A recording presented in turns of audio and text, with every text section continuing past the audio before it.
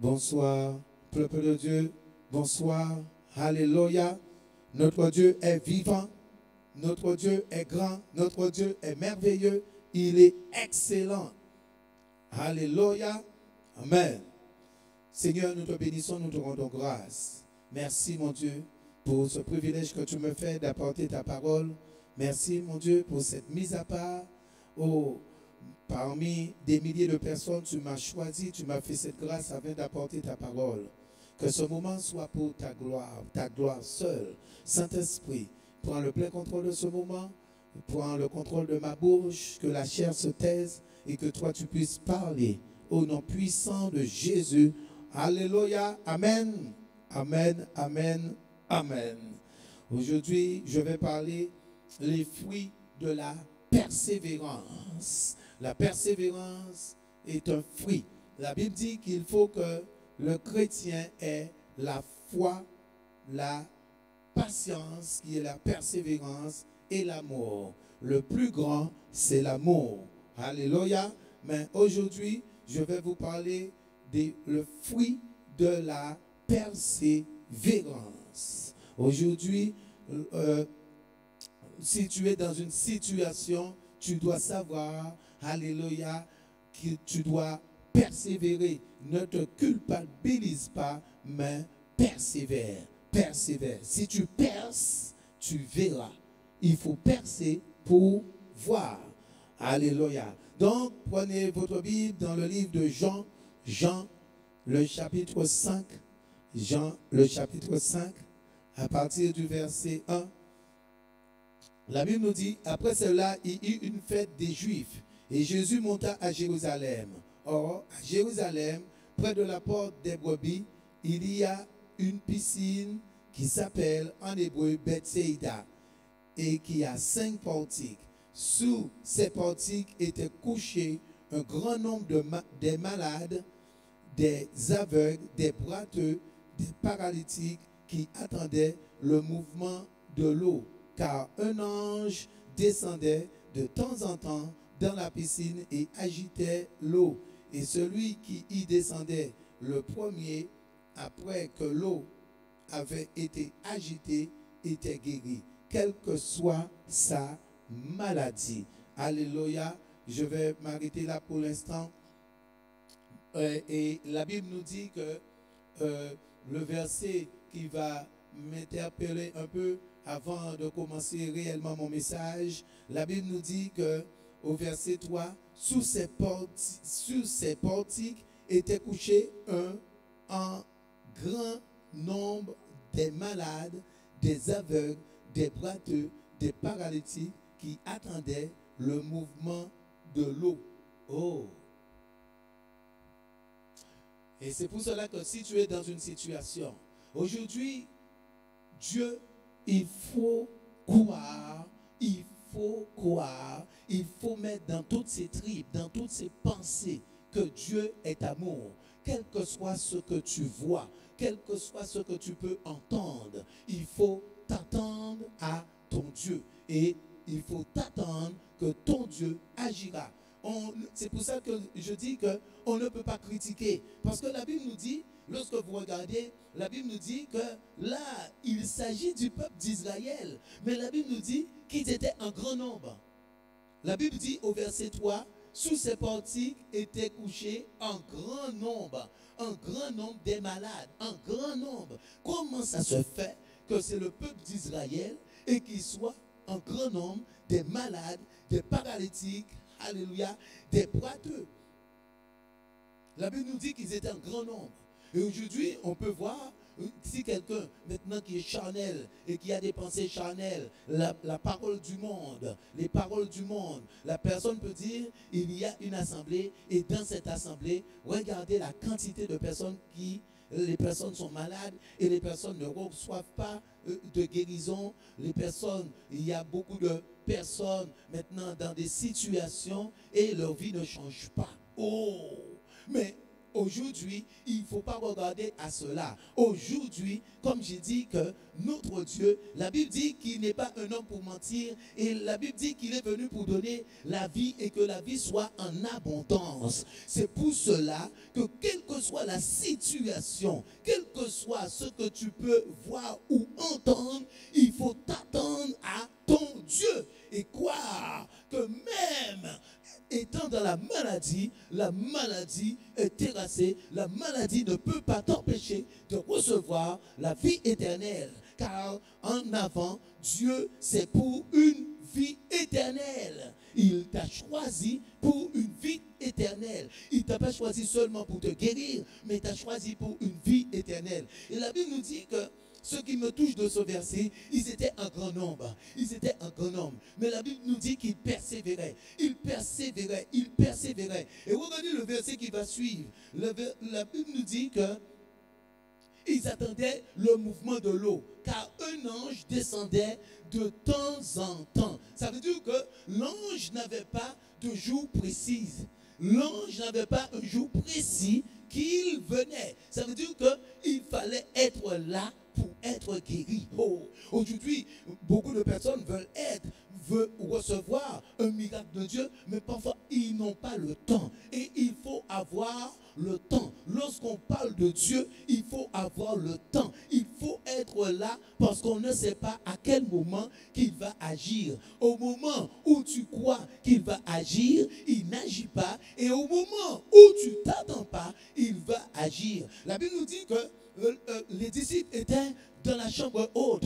Les disciples étaient dans la chambre haute. Les disciples ont obéi à ce que le roi des rois, le Seigneur des seigneurs, le Dieu des dieux, leur avait dit de rester à Jérusalem et que le Saint-Esprit, et la Bible nous dit, le jour de la Pentecôte, tout à coup, il y a eu un vent. Il y a eu un vent impétueux et maintenant, le Saint-Esprit est descendu sur eux.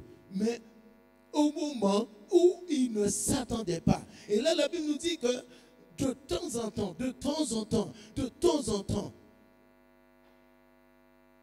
il n'y avait pas de jour. Aujourd'hui, les gens veulent choisir un jour pour, si toi tu veux choisir un jour pour être guéri, si tu veux choisir un jour pour que tu puisses recevoir ton miracle, tu ne peux pas commander Dieu. Tu ne peux pas donner des commandements à Dieu. Il fait comme il veut, comme ça lui plaît de faire. Et au moment, alléluia, la Bible dit que le peuple d'Israël, Dieu leur avait dit 400 ans, mais Dieu entendait leurs cris, Dieu voyait leurs pleurs. Et la Bible dit que Dieu va faire appel à Moïse et va dire, Dieu va faire appel à Moïse et Dieu va dire, Moïse, j'ai entendu, l'heure est arrivée, l'heure a sonné. Mais Dieu avait dit 400 ans. Alléluia. C'est pour cela que je te dis que toi, tu es dans une situation, ne te culpabilise pas. Ne crois pas que c'est parce que tu es dans un péché que Dieu n'a pas agi. Et Dieu, il est bon. C'est une question de grâce. Et la grâce, c'est quelque chose d'immérité. La grâce, c'est quelque chose que tu ne mérites pas, mais la Bible dit qu'il te donne. C'est un don. Il te fait grâce. Alléluia. Parce que tu peux être dans une situation, malgré cette situation, mais son amour dépasse cela. Son amour dépasse cela. Alléluia.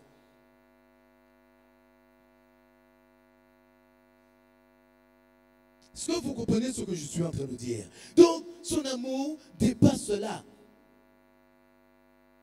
Et la Bible nous dit au verset, pour continuer, la Bible nous dit que, donc le verset 4, car un ange descendait de temps en temps dans la piscine et agitait l'eau, et celui qui y descendait le premier, après que l'eau avait été agitée, était guéri. La Bible nous dit, quelle que soit sa maladie, quelle que soit. Donc, dans ce verset, cela montre la détermination. La détermination. Lorsque tu viens le dimanche, lorsque tu veux aller dans l'assemblée, il faut être là. Alléluia. Si le culte commence à 11h30, dès 10h, tu es déjà là. Alléluia. En attente. Car tu t'attends à ton Dieu. La Bible dit, celui qui descendait le premier. Parce que Il fallait se faire violence. C'est celui qui descendait le premier. À Dieu, il ne faut pas être en retard. Lorsque il s'agit de Dieu, il faut une préparation. La Bible nous dit que le peuple d'Israël, parce que l'Ancien Testament nous donne comment faire. La Bible dit qu'il préparait. Ils préparaient au coucher, la veille. Ils préparaient déjà leur culte. Ils préparaient déjà, alléluia, cette relation avec Dieu. Ils préparaient en amont. Et aujourd'hui, ce que je dis en tout temps, lorsqu'il y a quelque chose à faire, c'est la préparation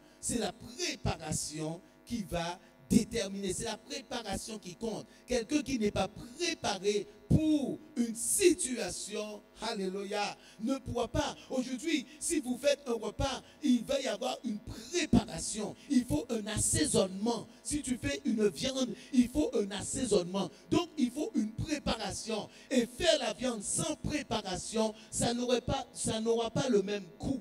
Donc, à Dieu, il faut la préparation. La préparation.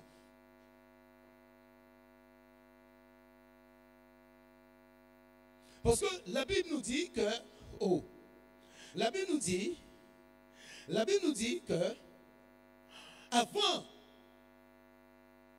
que l'eau puisse agiter, malgré qu'ils étaient paralytiques, pourtant ils étaient paralytiques, mais pour que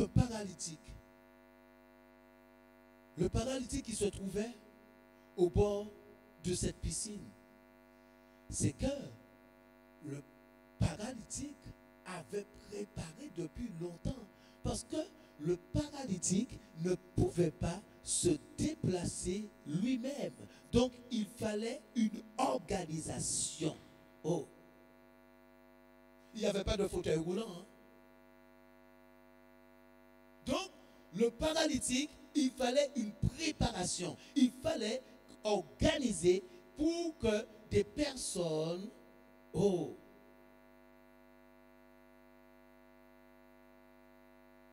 il fallait que les personnes amènent ce paralytique. Ceux qui étaient aveugles, il fallait aussi une organisation.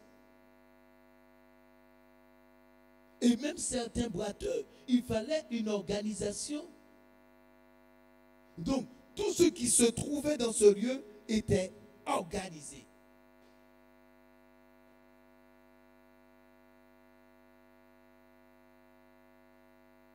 Aujourd'hui, si tu es dans une situation, ce n'est pas que Dieu ne veut pas te guérir.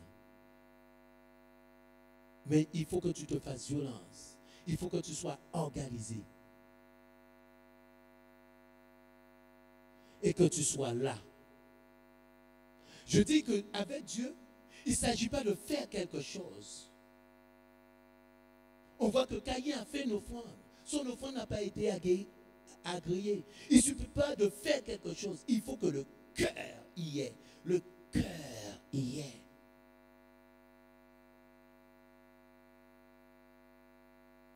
Parce que Dieu n'est pas un homme. L'homme va regarder à l'apparence, mais Dieu va regarder au cœur. Et cela demande la détermination.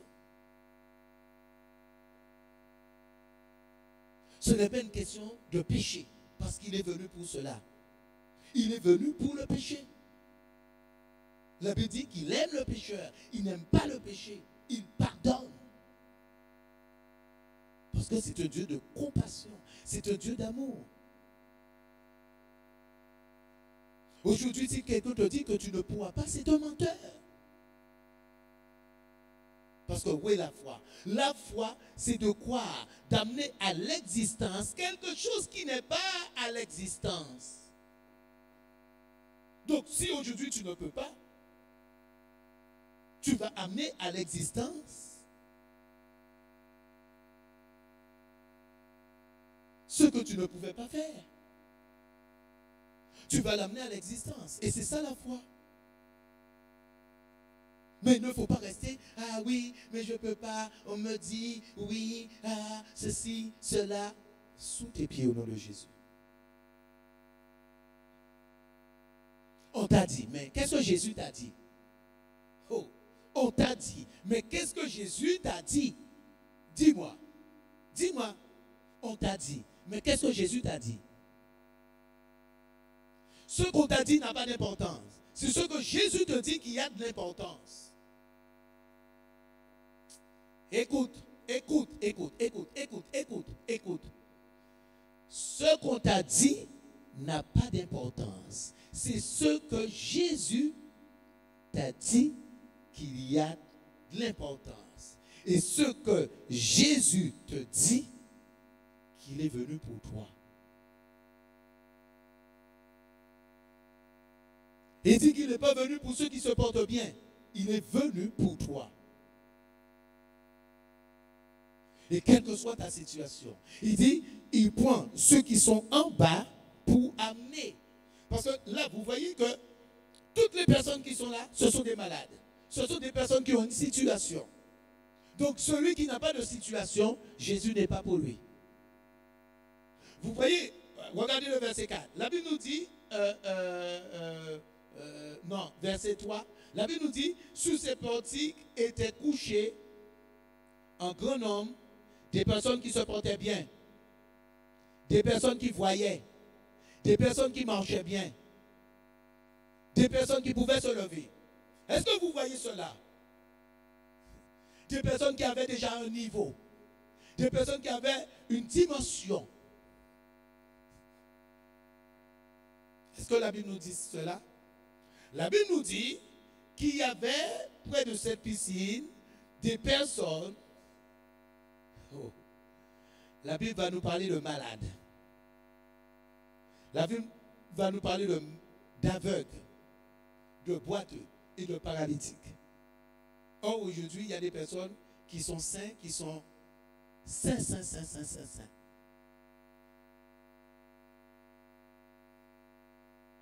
Et Dieu est venu pour ceux qui vont reconnaître qu'ils ont besoin de Dieu.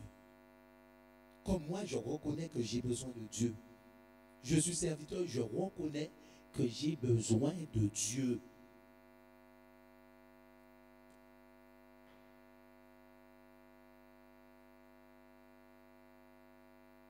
Parce que ce qu'il demande, pour que l'homme puisse réaliser ce qu'il demande, il peut y avoir que l'aide de Dieu qui peut amener à cela. Que la parole de Dieu qui peut transformer. Donc j'ai besoin de lui.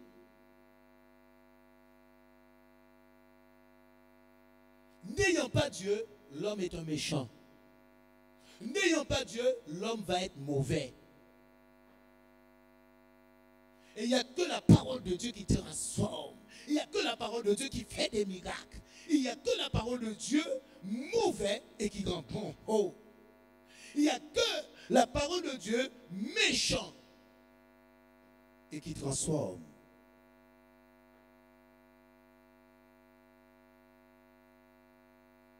Attends-toi à lui. Attends-toi à lui. Tout ce que je te dis. Attends-toi à lui.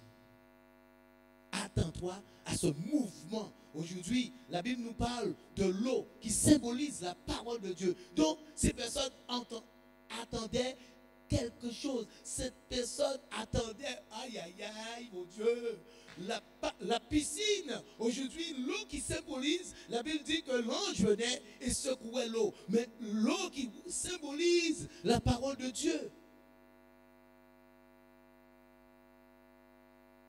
Et aujourd'hui, beaucoup de personnes vont fouler aux pieds cette parole. Mais c'est cette parole qui amène la transformation. C'est cette parole qui amène la guérison. La Bible dit rien ne se fait sans elle. Rien ne se fait sans elle. Aujourd'hui, beaucoup de personnes se trouvent comme Naaman. Le serviteur de Naaman dit, mais s'il t'avait donné quelque chose de difficile. Et aujourd'hui, les gens veulent des choses extraordinaires. Mais la parole, Élisée dit, va, plonge-toi 7 fois. Il a trouvé que c'était trop facile. Et aujourd'hui, les gens vont entendre la parole et vont fouler aux pieds cette parole. Parce que vous allez voir par la suite qu'il y avait un homme. Et vous allez voir qu'est-ce qu'il a reçu. Pourtant, il n'a pas été plongé dans l'eau.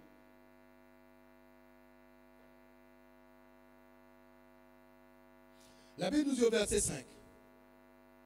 Là se trouvait un homme malade depuis 38 ans. Depuis 38 ans.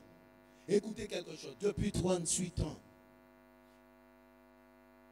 Aujourd'hui, quelqu'un qui aime Dieu ne va regarder ni à sa maladie, ni à une maladie. Je ne dis pas ta maladie, parce que ce n'est pas ta maladie, mais ni à la maladie, ni à une délivrance. Parce que Dieu a beaucoup plus qu'une maladie, aucune délivrance.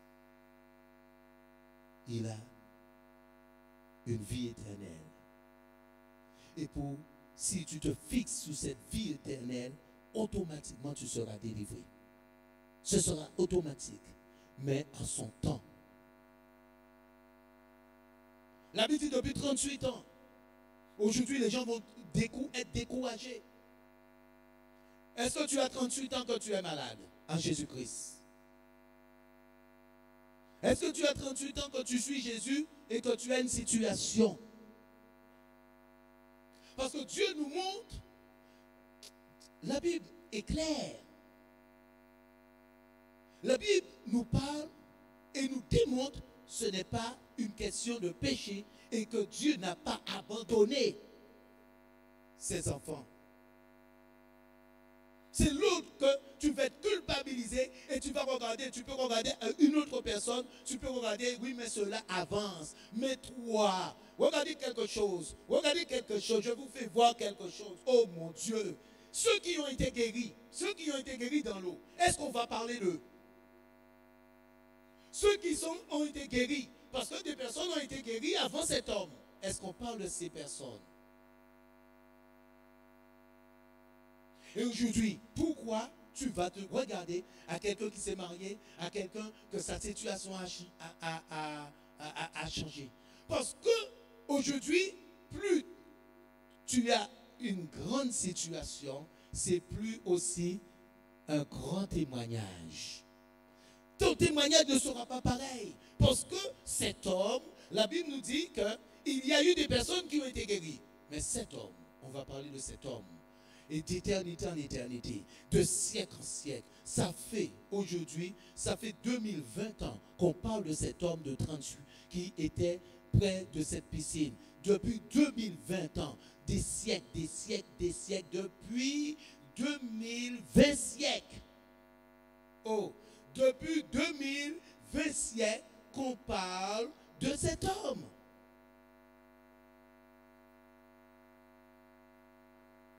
Mais les autres qui ont été guéris ne sont pas dans la Bible.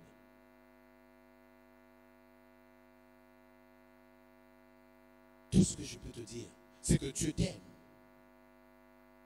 Et aujourd'hui, ce que tu vois qui est une occasion de chute pour toi, ferme tes yeux, ne regarde pas. Ce que tu vois qui essaie maintenant de t'accabler, saute tes pieds au nom de Jésus. Fais confiance à ton Dieu. Fais confiance car il est bon. Il est bon. Il est bon. Il est bon.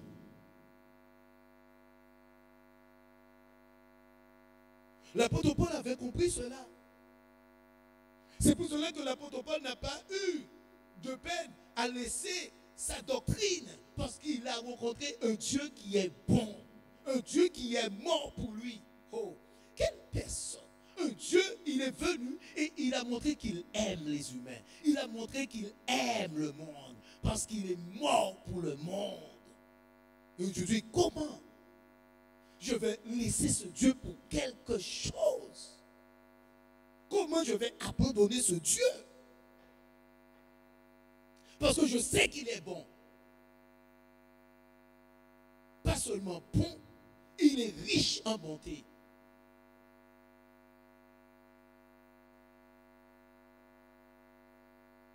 Et il ne condamne pas. Parce qu'il n'est pas venu pour condamner. Cet homme était malade depuis 38 ans. Il y a des personnes qui disent, je suis fatigué avec une situation. Ça fait longtemps que je sais cette situation. Je ne comprends pas. Dieu n'agit pas. Non. Dieu. Cette situation que tu as depuis longtemps sera un grand témoignage pour la gloire de Dieu, afin que le monde puisse savoir que notre Dieu est Dieu.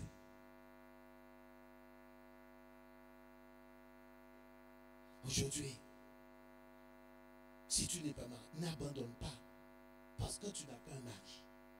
N'abandonne pas parce que tu n'as pas une femme. N'abandonne pas parce que tu n'es pas encore guéri. N'abandonne pas parce que tu n'es pas encore délivré. Toutes ces situations sont vaincues au nom de Jésus. 38 ans, 38 ans, 38 ans. Est-ce que c'était son péché qui le condamnait?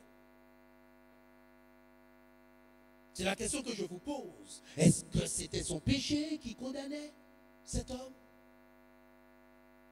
Parce que cet homme pouvait dire, mais comment ça se fait? Depuis 38 ans, les personnes sont guéries et moi je ne suis pas guéri, j'abandonne. Je vois des personnes qui sont guéries. Je vois des personnes, leur situation change. Et moi je ne comprends pas, ma situation ne change pas. Je ne comprends rien du tout. Mais pourquoi ma situation ne change pas? Cet homme aurait pu se poser des questions. Mais cet homme ne s'est pas posé ces questions. Il a persévéré.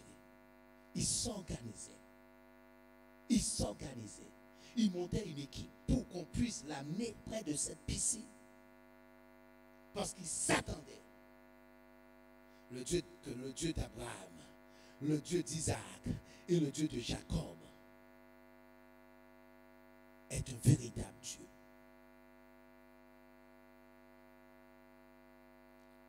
Et la Bible nous dit que Jésus, l'ayant vu couché et sachant qu'il était malade depuis longtemps, lui dit, veux-tu être guéri?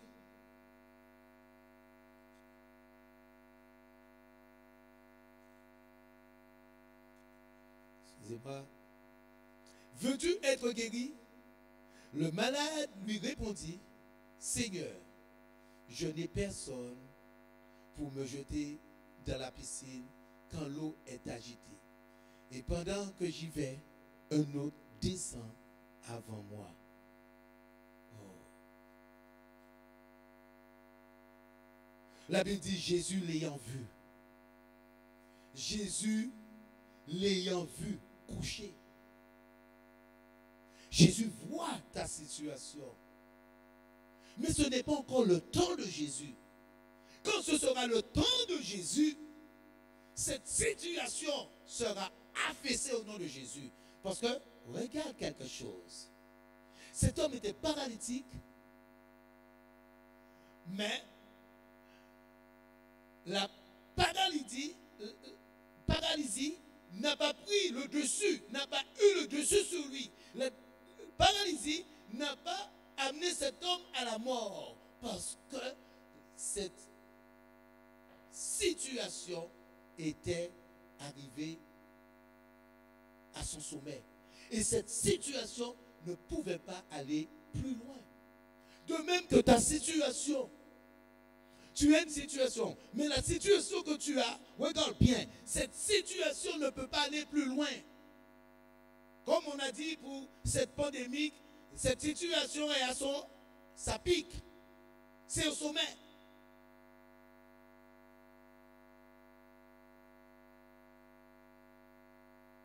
Alléluia. La situation ne peut pas te détruire. La situation, lorsque tu arrives à Jésus, ne peut plus te détruire. Et cette situation sait que dès que ce sera le temps, elle ne pourra pas résister. Regardez celui qui avait le légion des démons. Les démons vont demander, Seigneur, est-ce que tu as avancé le temps? Parce qu'ils savent qu'ils ont un temps. Et lorsque Jésus décide que c'est le moment, personne ne peut contrer. Personne ne peut résister. Donc, la Bible dit que Jésus, sachant, Jésus n'a pas demandé à cet homme, est-ce que tu pêches? Est-ce que tu es dans une situation? Parce que je ne comprends pas. Un homme aurait pu dire à cet homme, mais ce n'est pas normal, tu es un enfant d'Israël. Parce que la Bible dit dans le livre de Deutéronome 15, je vous enverrai aucune de ces mauvaises maladies d'Égypte. Je ne vous enverrai aucune de ces mauvaises maladies d'Égypte. La Bible dit dans le livre de Deutéronome.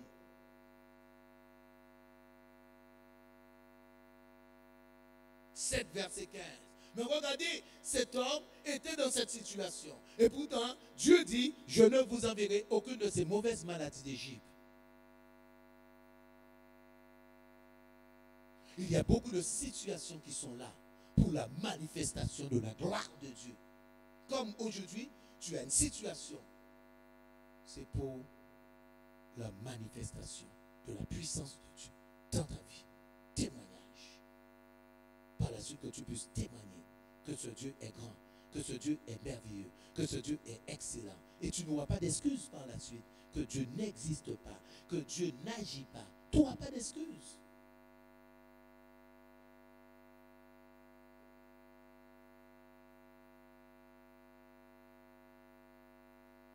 La Bible dit, Jésus l'ayant vu, et sachant qu'il était malade depuis longtemps. Donc, Jésus va dire, est-ce que tu es prêt maintenant? Est-ce que tu es prêt? Est-ce que tu veux être guéri? Veux-tu être guéri? Parce que Jésus aurait pu dire, lève-toi et marche. Jésus aurait pu dire à cet homme, tu es guéri. Parce que la Bible dit que Jésus, sachant qu'il était malade, mais Jésus va dire, est-ce que tu es toujours déterminé? Est-ce que tu as ce dévouement en toi? Est-ce que tu veux être guéri? Est-ce que tu... Et cet homme va dire, Seigneur, je n'ai personne pour me jeter. Je te dis qu'il ne faut jamais regarder à quelqu'un. N'attends pas sur quelqu'un pour que ta situation puisse changer. Si tu attends sur quelqu'un pour que ta situation puisse changer, tu vas transpirer. Si tu attends sur quelqu'un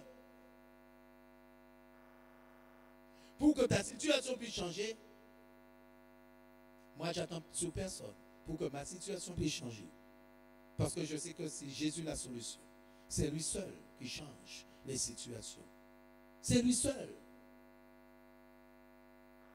Parce que lorsque je dis, tu ne t'attends pas sur quelqu'un, ça veut dire que quelqu'un va te donner une parole et que tu sais que cette parole ne correspond pas à la parole de Dieu. Cette parole doit être à l'instant même anéantie au nom de Jésus. Parce que tu ne t'attends pas sur quelqu'un pour que ta situation puisse changer. Mais tu t'attends sur la parole de Dieu. Donc tu te fixes sur la parole et non sur les conseils de quelqu'un.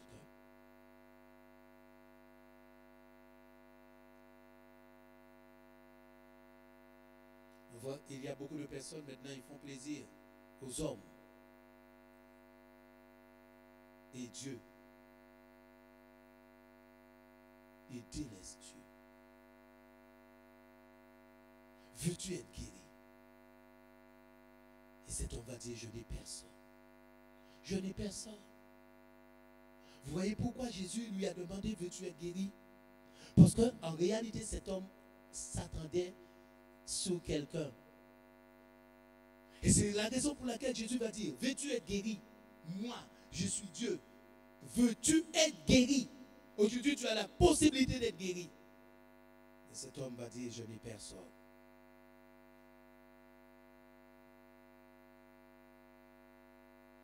Et Jésus va avoir la compassion. Jésus, verset 8, lève-toi, lui dit Jésus, prends ton lit et marche. Aussitôt, cet homme fut guéri il prit son lit et marcha. Ah. La Bible nous dit que pourtant cet homme, écoutez quelque chose, écoutez la réponse, s'attendait sur quelqu'un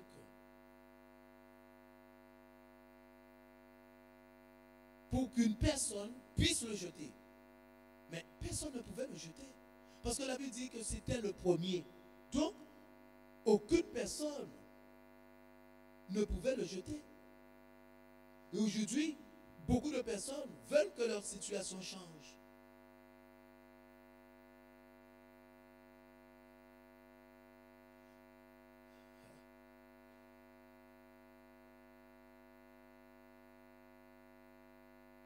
Si tu t'attends sur quelqu'un, ta situation ne changera jamais.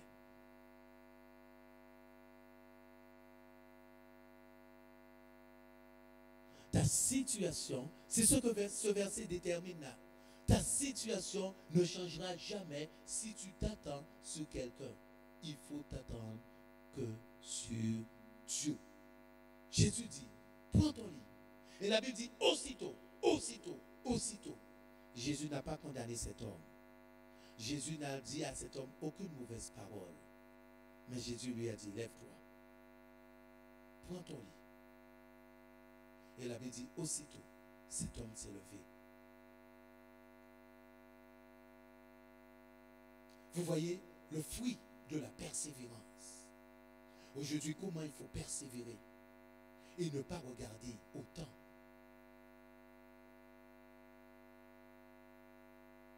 Ne te refroidis pas. Sois déterminé. Tu te mets en prière. Tu cherches la face de Dieu. Tu te rapproches. Tu vénères ce Dieu. Ton cœur appartient à ce Dieu. Ce qu'il te demande de faire, tu le fais. Tu te travailles, tu te travailles, tu te travailles, tu te travailles. Tout ce qui est mauvais, tu changes.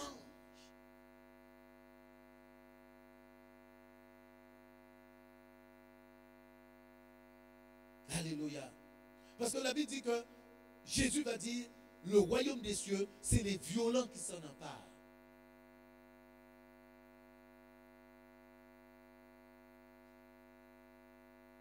Le royaume de Dieu, c'est les violents qui s'en emparent. Donc, tu te fais violence. Et tu cherches la face de Dieu, quelle que soit. Aujourd'hui, toutes les mauvaises pensées, aujourd'hui, toutes les mauvaises pensées que tu as, si tu penses que Dieu ne t'aime pas, si tu penses que Dieu aime quelqu'un d'autre plus que toi, ce sont des mauvaises pensées. C'est l'autre qui te fait penser de la sorte. Dieu ne fait pas d'acception de personne.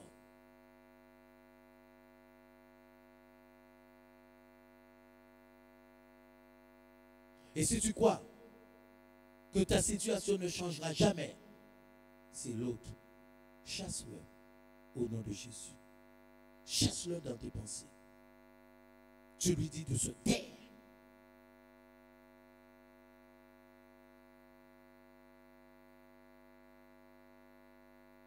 Tout d'un coup, tu verras ce plan de bonheur qui t'a promis. Je dis bien, en ayant la détermination,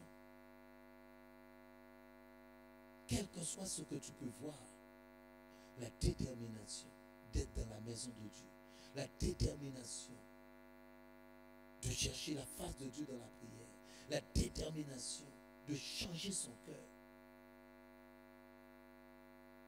Ce Dieu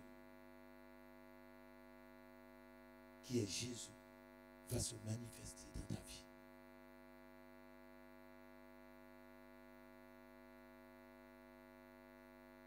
Aujourd'hui, pour toi, tu vois que c'est long, mais pour lui, un jour représente 1000 ans. Et il sait au temps convenable, à son temps, en son temps, qu'il agira dans ta vie.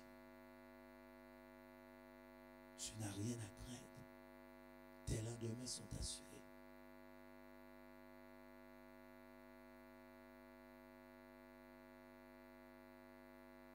Parce que Jésus, la Bible dit que Jésus savait que cet homme, depuis longtemps qu'il était malade, Jésus savait, même avant la création, que tu serais à lui. Et il t'avait déjà choisi.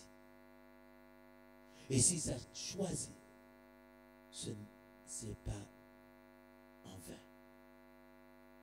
Si tu as choisi, c'est qu'il a ce réel plan de bonheur pour toi.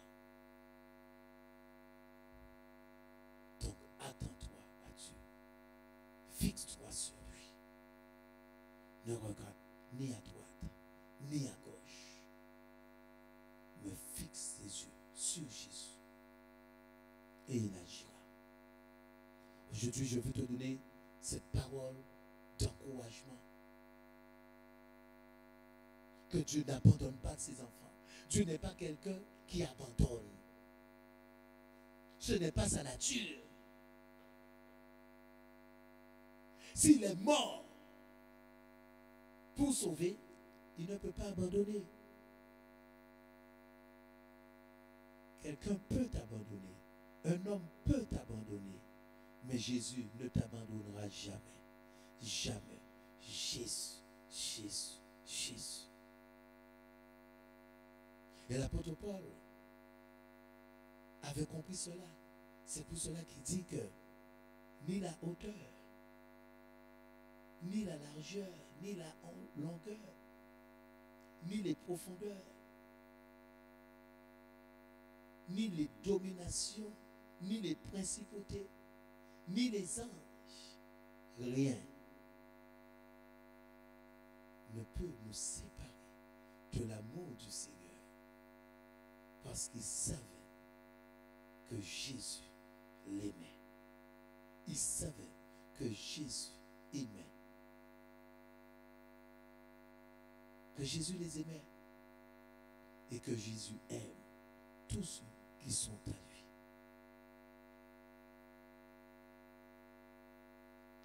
Et aujourd'hui, beaucoup de personnes vont abandonner, vont laisser la main de Dieu. Pensant que Dieu ne va pas agir dans leur vie.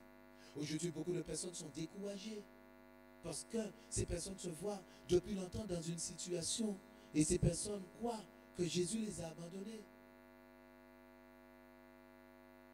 Mais Jésus veut que toi, tu sois déterminé.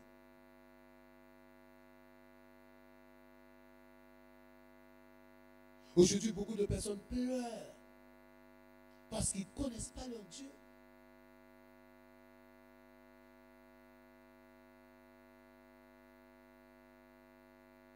Aujourd'hui, tu ne peux pas pleurer pour une situation. Parce qu'il est venu pour sécher tes larmes.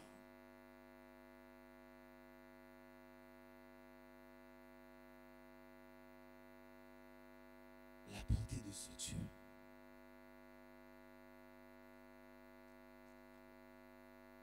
La Bible dit que, vous voyez qu'il y a beaucoup de situations. Regardez, si on regarde les promesses de Dieu. Dieu dit que je ne vous enverrai aucune de ces mauvaises maladies d'Égypte. Pourtant, là, on voit qu'il y a des malades. Dieu dit qu'il n'y aura ni femme, ni bête stérile, ni femme, ni homme stérile, et ni vos bétails. Les bétails ne seront pas stériles.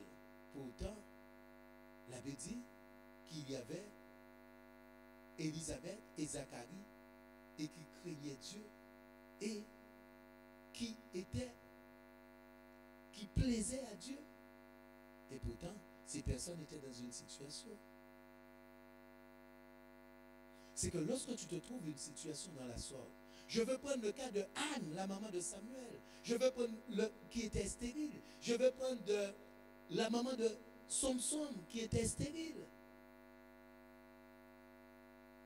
Mais lorsque Dieu dit une parole, comme cet homme qui est dans cette situation, et que tu vois que tu es dans une situation, Dieu veut que tu puisses marquer ton époque, marquer ta génération. Qui ne connaît pas Samson? Même quand j'étais jeune, on montrait Samson et Dalila au cinéma. J'étais jeune. Samson et Dalila à la force. Ça veut dire le monde païen, quel que soit, connaît Samson. Mais pourtant, Anne, la Bible dit qu'elle était tourmentée par une femme qui s'appelait Péninia. Elle était dans une situation, elle était tourmentée. Mais Dieu savait que sa gloire allait se manifester. La Bible dit, par ces meurtrissures, vous avez été guéris. Et tu vois que tu es dans une situation. Tu crois que Dieu ne t'aime pas? La Bible dit, par ces meurtrissures, vous avez été guéris. Je vous ai donné le pouvoir. Luc 10, 19.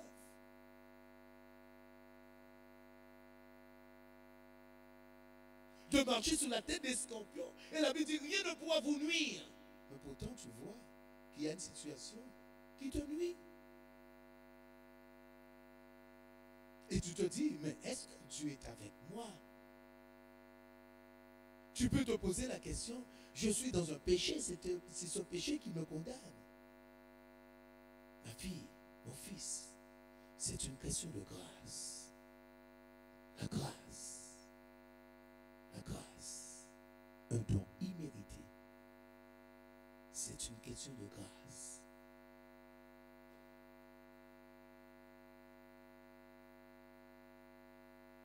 Je parle de cela parce que beaucoup de personnes vont, l'ennemi va essayer de les détruire par les pensées et faire croire que ce Dieu n'est pas bon.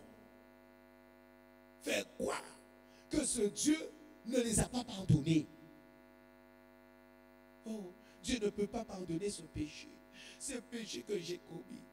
Au nom de Jésus, il t'a pardonné. Et ce péché est vaincu.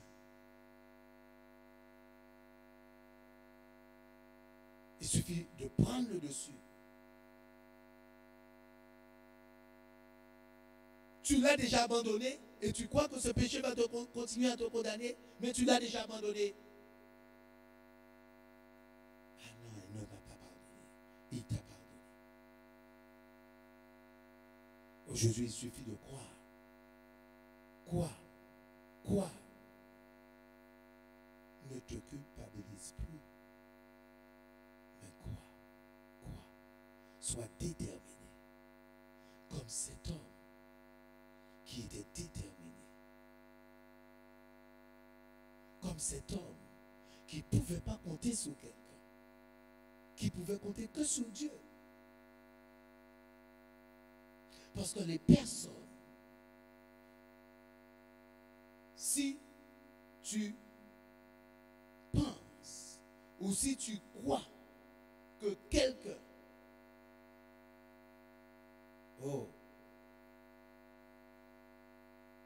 pourra faire quelque chose pour toi, tu te trompes.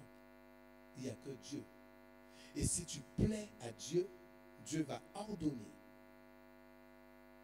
Dieu va créer une situation. Dieu, même cette personne qui ne veut pas faire, Dieu va ordonner. Mais si tu plais à Dieu, l'action principale, c'est de plaire à Dieu. Et ne pas plaire à un homme, mais de plaire à Dieu. Vaut mieux obéir à Dieu qu'aux hommes. Au nom de Jésus. Alléluia. Ce que je veux te dire ce soir, enfant de Dieu, soyez prêts. Quel que soit, je dis bien, quelle que soit cette situation, la situation qui te fait croire que jamais elle ne va pas te laisser. Jamais. Elle te fait croire qu'elle va rester, qu'elle est là à vie. ce soir, parle à cette situation et dis que tu es vaincu aujourd'hui. Et tu dois lâcher ma vie. Au nom de Jésus. Car je crois que Jésus est mort pour moi. Je crois que par ses meurtrissures, j'ai déjà été guéri au nom de Jésus. Et la victoire sera certaine. Alléluia. Soyez bénis. Soyez bénis. Soyez bénis au nom de Jésus. Amen.